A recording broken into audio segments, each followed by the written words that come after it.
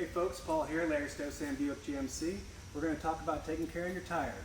A couple points on when to rotate them, when to replace them, and when to patch them. So your typical rotation, you want to do about 5,000 miles. That'll cover most passenger vehicles. This one we're setting up to do a rotation at 3,000. These larger vehicles with knobby tires, they have a tendency to wear out a little quicker. And what they'll do is have a wavy pattern here, create a bunch of noise and reduce handling. So on these kinds of tires, you want to do it at maybe even a 2,500 mile interval. So after your rotation, you want to make sure that you reset your tire locations. The radio frequencies in your tires don't know where they are. So after you rotate them to a different location, you need to set them back up so your display is showing them in the right location. Also, your lug nuts, they like any other critical nut or bolt on your vehicle, has a torque spec. These are 140 pound-foot of torque.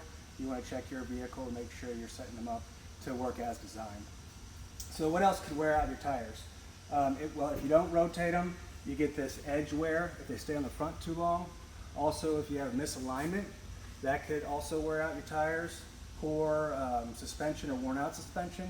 Also, inflation. You want to make sure your vehicle's at a proper inflation, and you can find that information in the door jamb here.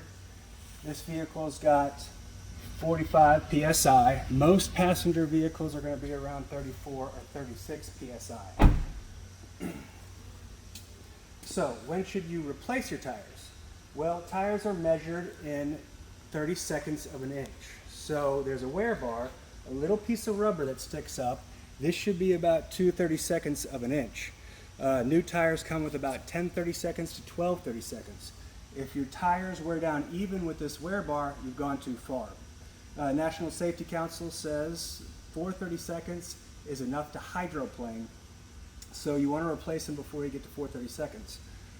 So what happens is when you're driving, there's not enough channel there between your treads to channel the water away, and you end up sliding on a thin layer of water. So to prevent hydroplaning, we recommend doing your tires, replacing them before 4 30-seconds. So what about patching your tires? Patching your tires, there's only a certain place that you can do that. This is the center part of the vehicle. This is where the forces are least on your tire. So you can patch here. If you're in the shoulder or the sidewall, that's where the flexing happens in your tire. It could ruin the integrity of the plug. So you don't want to plug here or here. Most shops will only plug here.